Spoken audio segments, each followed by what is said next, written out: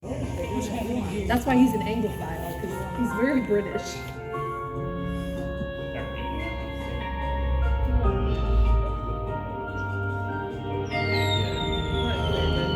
Ah, yes, the classic firework noise.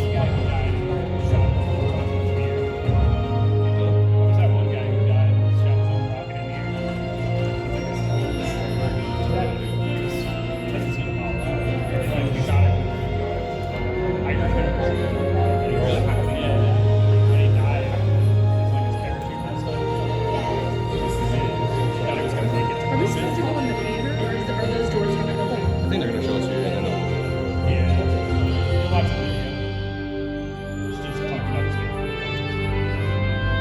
To do them over and over again. There is nothing easy about putting a ship back up into space, let alone a whole fleet of ships. But first, let's talk about the launch. We have never designed engines and vehicles that can be reused. But we will, and once we're in orbit, we go to work. We want to take all kinds of cargo up there in addition to the people. Science labs, satellites, even a space station. And when all the work is done, we gotta bring everybody back home. All right now. The country's waiting. Let's build ourselves a space shuttle.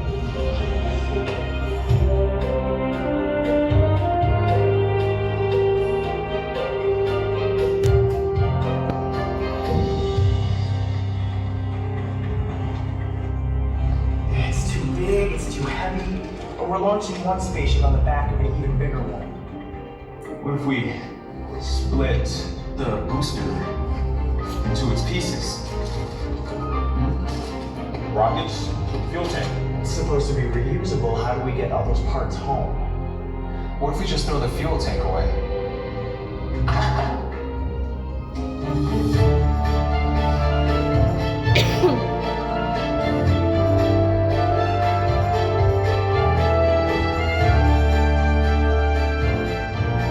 We're writing all new processes, procedures, manuals.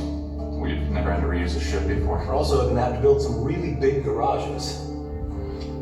Sir, what if she lands somewhere other than Florida? How does she get back here? It's a glider. Buy her a plane ticket home.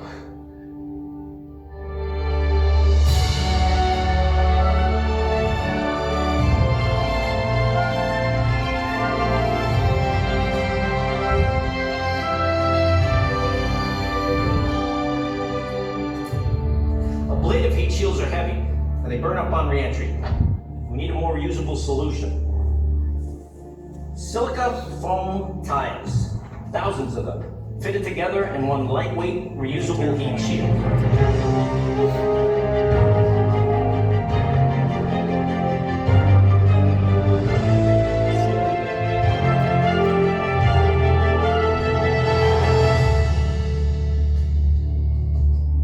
Another holdup with the engines.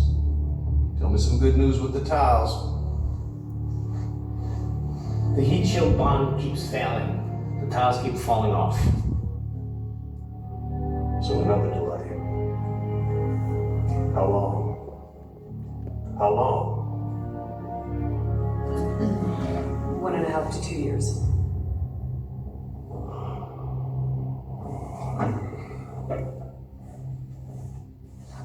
Well, this is going to be fun to tell my boss. Everybody get back to work.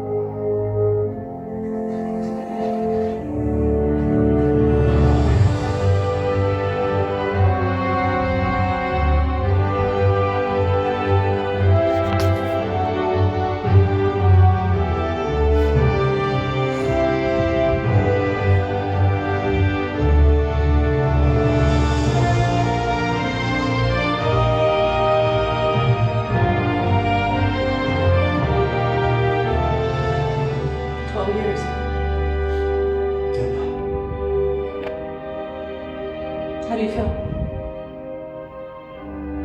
I'll let you know. When they come home. The President's message said you go forward this morning on a daring enterprise and you carry the hopes and prayers of all Americans with you. And astronaut John Young, the commander of the mission, replied, "That's a right fine speech. We sure appreciate it."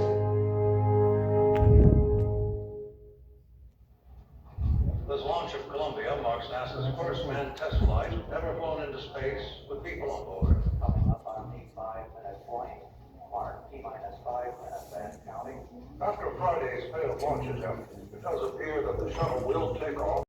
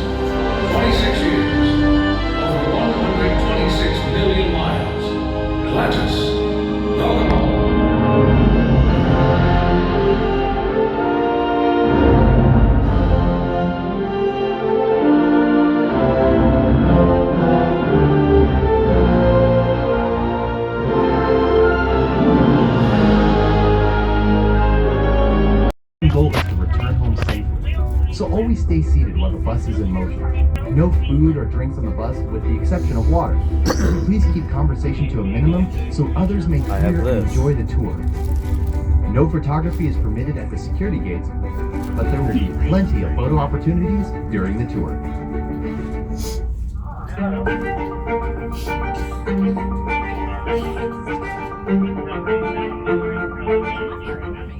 This rocket that you'll see standing tall in front of KSC's badging station is the Mercury Redstone rocket. It represents NASA's earliest efforts to send humans into space. These Redstone rockets were formerly ballistic missiles provided to NASA by the U.S. Army. In October of 1958, NASA formally organized Project Mercury with a mission to investigate man's reaction to this new environment and safely recover the capsule and its pilot. Man rating for human spaceflight on what was previously a ballistic missile was no easy task. After several modifications and test flights, a Mercury capsule carrying Ham, a chimpanzee, was successfully launched and recovered on January 31st, 1961. Just months later, on May 5th, astronaut Alan Shepard launched on a Mercury Redstone rocket, becoming the first American in space.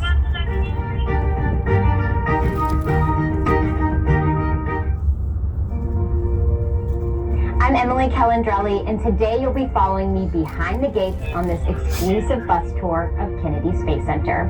Our journey will take us past active facilities, launch pads, and end at the visitor complex's own Apollo Saturn V Center. But first, here to welcome you is Janet Petro. Hi, I'm Janet Petro, and welcome to NASA's John F. Kennedy Space Center, where NASA astronauts have ventured forth on flights of exploration since the 1960s. And what an exciting time to visit our multi-user spaceport. Through our Commercial Crew program, we are sending astronauts to the International Space Station from American soil for the first time since the Space Shuttle program ended in 2011. We're continuing to launch new research experiments and supplies to the space station with our commercial resupply services and launching the most technologically advanced scientific instruments to date into space through our Launch Services program. This all culminates in our ultimate mission, the Artemis program, where NASA will return to the moon and continue on to Mars. In all our history, there's been one common theme woven throughout our DNA. It's our insatiable desire to explore beyond our home planet in our never-ending quest to expand our knowledge of the universe. As you venture behind the gates, you'll find a community of the most talented, dedicated, motivated workforce anywhere in the world who believe in the unlimited potential of space exploration. This is an active spaceport where new things are happening every day. You never know what you might see, so enjoy your tour.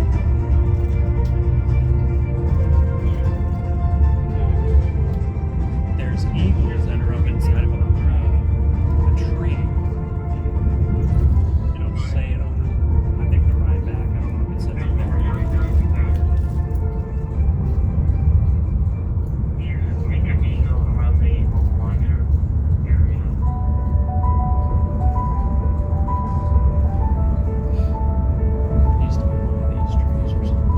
Kennedy Space Center is surrounded by the Merritt Island National Wildlife Refuge. While the refuge in total takes up 140,000 acres, NASA only occupies about 7,000 acres.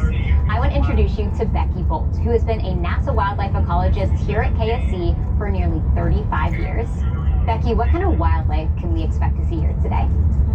We have lots and lots of different kinds of wildlife. We have over 400 species that occur out here on the Space Center. What you are going to see is going to depend on what the weather is, where you are, what kind of habitat you're driving through. Look in the ditches and you'll see lots of wading birds, tall herons, egrets, ibises. There's several species of those, and I can pretty much guarantee you're going to see some of those. We have bobcats, raccoons, all kinds of animals. Now, what is your role as a wildlife ecologist? One of the main things we do is support operations. So people always think, oh, that's launch. Well, Kennedy Space Center is big and we have a lot of employees. It's like a city. We have lots of roads, we have lots of buildings, and so there's lots of maintenance and construction and taking buildings down that are old, that aren't used anymore. So anything that might impact the habitat or wildlife, we have to go out and we check it out, and we work with the project managers to make sure that animals aren't harmed, or things need to be, like gopher tortoises are notorious for this. They go places where they shouldn't be, and sometimes we have to move them. We also support launches. We do a lot of research because we help the land managers, which on Kennedy Space Center, the land managers are the Fish and Wildlife Service, because this is a wildlife refuge. We provide them data to know how to manage their habitats. We have federally listed scrub jays and federally listed beach mice. There's probably some watching us right now. And so we provide that data to them so they know how to manage the land in the best way. Well, Becky, thank you so much for teaching us how nature meets technology here at KSC, and hopefully our guests on our tour will see some of this wildlife today.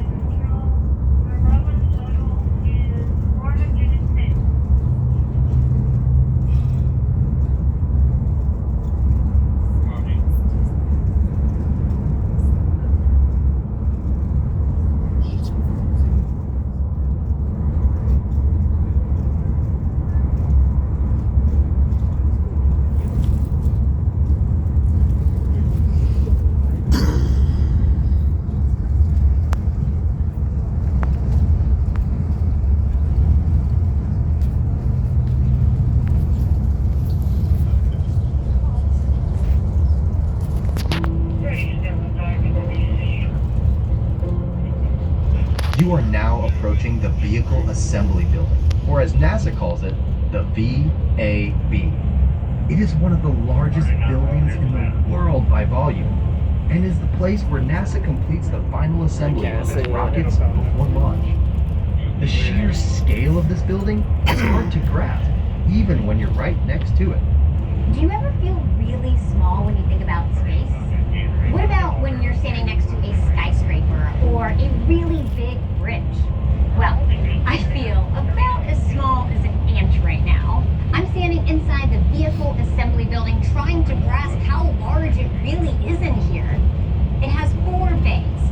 Each bay has 2 large horizontal doors below it and 7 smaller vertically opening doors above it, tall enough to fit the world's largest rocket through. In fact, these are the largest doors in the world.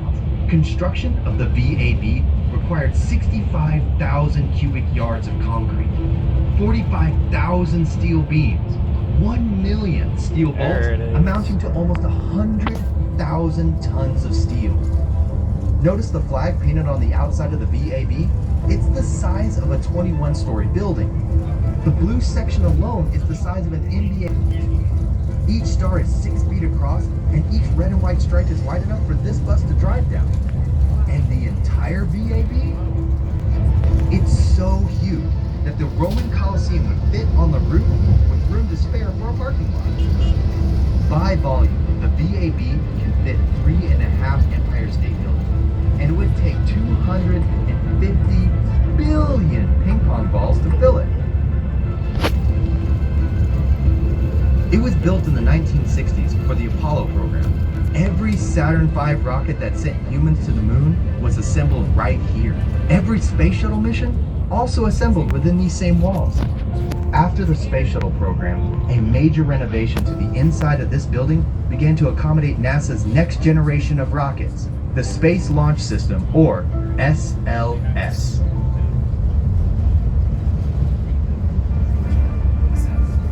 NASA is known for dreaming big, and big dreams require big equipment. I'm standing next to the Crawler Transporter, the largest self-powered land vehicle in the world. It was originally built in 1965 for the Apollo program, and has since been updated to accommodate the space shuttle and now NASA's SLS rocket. Weighing in at 6 million pounds and capable of lifting and hauling 18 pounds, the Crawler is an engineering marvel, even without a rocket sitting on top of it. This thing has 2,750 horsepower V16 diesel engines that can carry the Crawler up to a top speed of, wait for it, 1 mile per hour while carrying a rocket. Keep an eye out for the Crawler as we approach this area. And remember, we are visiting a working spaceport, so while the Crawler may not stay in one area for very long, it's bound to be out here somewhere. Now, let me introduce you to my friend John Giles, the Crawler project manager. I'm standing in front of Crawler Transporter number 2 at the Kennedy Space Center. Crawler Transporter 2 is used for the SLS program to take the launch vehicle back and forth to the pad, to move the rocket from the Vehicle Assembly Building, or the VAB as we call it, to the launch pad. A certified operator carefully maneuvers the crawler underneath the mobile launcher where the SLS is stacked. We then pick up the mobile launcher and the SLS rocket together and slowly, very slowly, carry it to the launch pad. It's a 4.2-mile trip that takes 7 to 8 hours. We'll roll over a specifically prepared crawler weight that consists of river rock anywhere from 8 to 12 inches thick. Below that is limestone that's 4 to 5 feet thick that is hydraulically compressed, and then below that is another 20 to 30 feet of sand which supports the weight of the crawler and the mobile launcher as we roll over top of it. Once we're at the launch pad, we drop off the mobile launcher and the SLS rocket. And after the launch, we come back, pick up the mobile launcher with the crawler again, and bring the VAB. Then we'll repeat this process for the next Artemis mission. With 50 years and some 3,000 kilometers or 2,000 miles on the clock, NASA expects the crawler to be in operation for at least another 3 decades. How cool is that? The crawler will be doing what it was originally designed to do once again, which is moving rockets. So Artemis 17.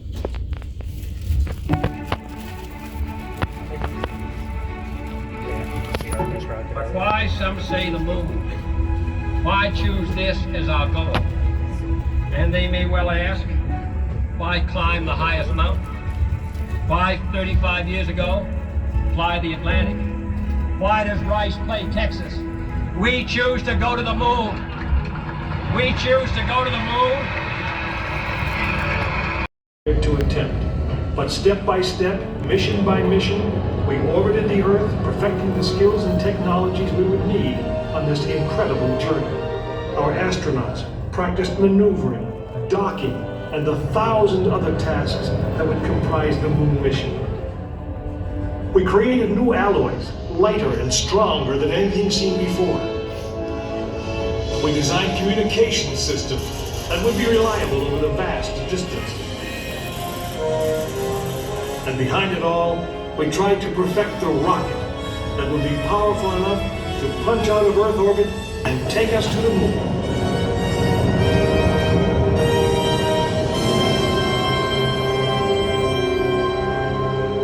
One day, however, the dream of flying to the moon almost slipped away. It was January 27th, 1967. Astronauts Virgil Gus Grissom, Edward White, and Roger Chaffee were on board Apollo 1 for a plugs-out test, a full-scale dress rehearsal for the actual launch. Suddenly it happened. There was a fire in the capsule. 3 men whose lives had been in our hands were lost. Surely the opening vistas of space promise high costs and hardships, as well as high reward. But this country of the United States was not built by those who waited and rested and wished to look behind them. After Apollo 1, some thought we'd failed, and that the moon was out of our reach. But we owed it to those men to learn from their sacrifice and to carry on. We started taking the Apollo vehicle apart, piece by piece. Was the design flawed? Had safety been compromised? Tough questions. And we spent 1.5 years redesigning the spacecraft so that no astronaut's life would ever be at risk because we overlooked something. We could have done something better. A moon rocket is 91% high explosive, and it goes into the most unforgiving, hazardous environment there is. We could never make it risk-free, and the men who flew them knew that. We didn't send men into space again until Apollo 7 orbited the Earth testing some of the new designs. When everything worked perfectly, the decision was made. The next mission would travel to the moon. It was mankind's destiny to leave the shores of our planet behind and strike out across the vast ocean of space. In the great span of our history, now was the time that we could. Now was the time that we would. We stood on the eve of the longest, most dangerous journey that any man had ever undertaken. This is the firing room, launch control for the Apollo missions. This is not a mock-up. These are the very consoles we sat at when men first took off to fly to the moon. The tragedy of Apollo 1 had put us a year and a half behind. We were making up for it in one big leap, and we were doing it with a rocket that no man had ever flown before.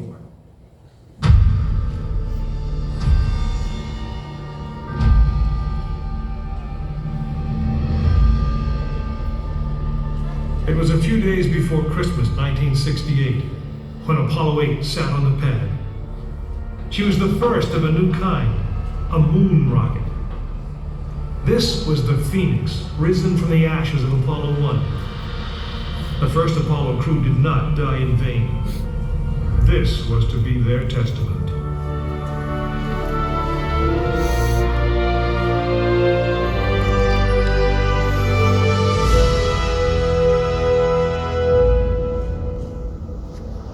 "36 stories high."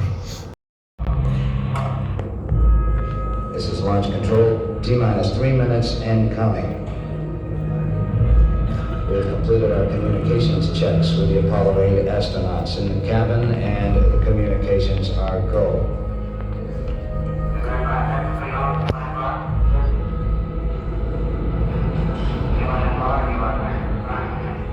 During this period, and once we do get the firing command, the various tanks within the 3 stages of the Saturn V launch vehicle begin to pressurize.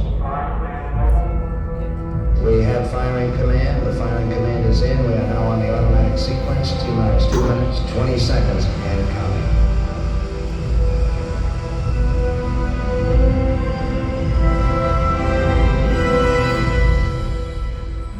Our status board indicates that all aspects are ready. Instrument unit is ready. Spacecraft ready. Final check of the emergency detection system. That ready light also on. First stage preparations are completed. All systems are A-OK. Okay, keep going. We're on. Ready to go to cross-guide. Stand by, water. Okay, you're on. All systems go. 1 minute, 45 seconds and counting. The first stage liquid oxygen tank has been pressurized, and the pressure is still building up. Coming up in 90 seconds, mark T-minus 90 seconds and counting. The Apollo 8 crew standing by, spacecraft commander Frank Borman, Jim Lovell, Bill Anders. And now to report that the liquid hydrogen tank on the third stage is pressurized. 1 minute, 15 seconds.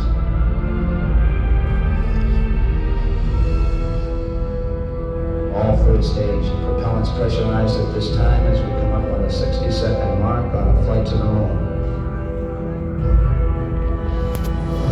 T-minus 60 seconds and counting. The vehicle now is completely pressurized. We're coming up on a power transfer shortly.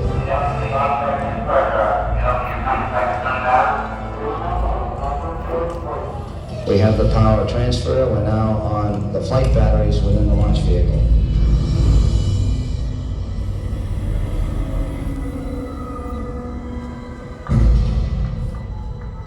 Final reports coming from Frank Borman at this time. Final look at the switch list aboard the spacecraft.